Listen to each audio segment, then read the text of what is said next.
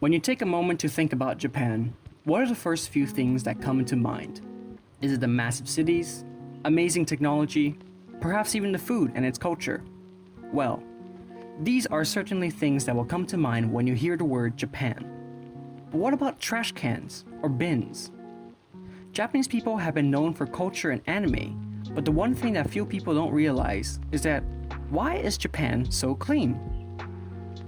Japanese people have been known to be clean and responsible within their cultural norms.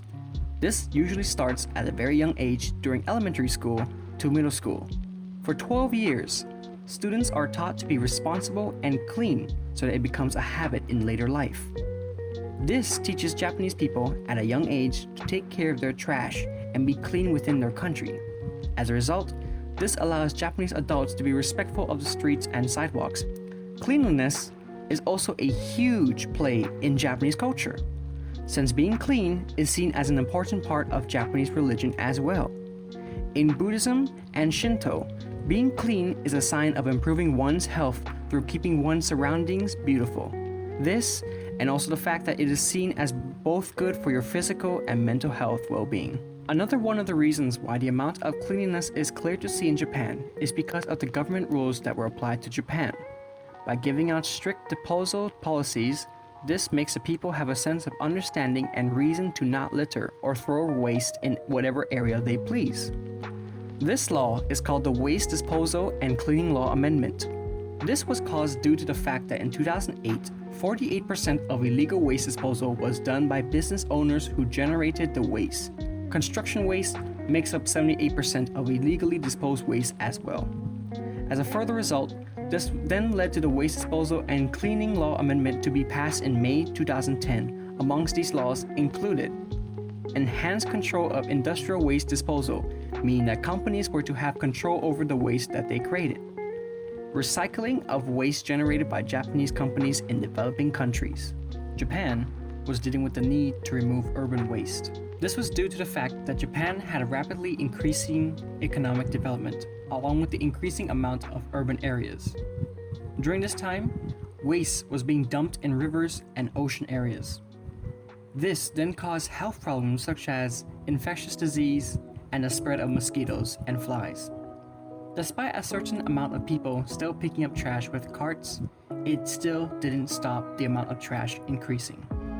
So, in order to deal with the increasing amount of trash, Japan created waste treatment plants. These plants were to burn any garbage and waste created, along with also creating a heat source such as hot water supply for local communities to use. However, despite the legal terms and beliefs in cleanliness in Japan, there was one devastating event that occurred in Tokyo.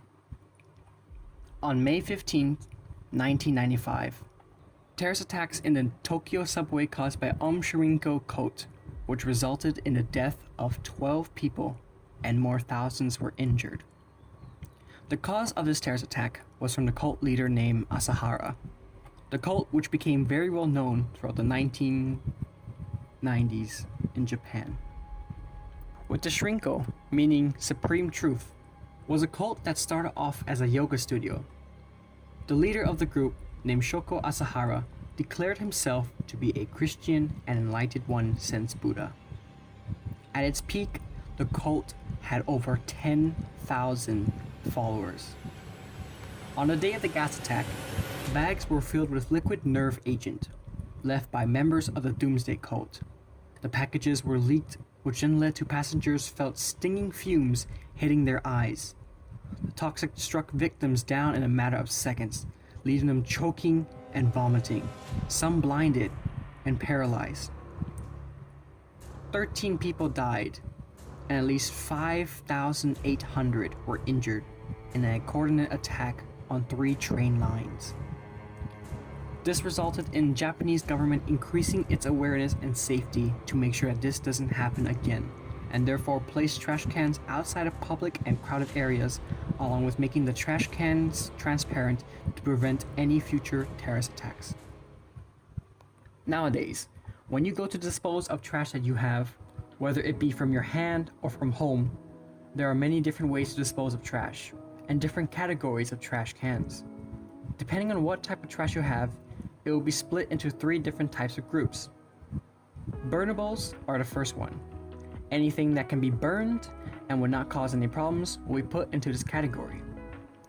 The second category will be non-burnables. These are objects that shouldn't be burned and would definitely cause some environmental problems if they were to burn. Lastly, recyclables are easily the most recognizable. This is because of the symbol you might have seen many times, and knowing that the object that you're about to throw away can be used again for other purposes or used again as the same product. If you were to throw away bigger objects or trash, you would have to spend a little more cash and find an appointment to have a scheduled pickup.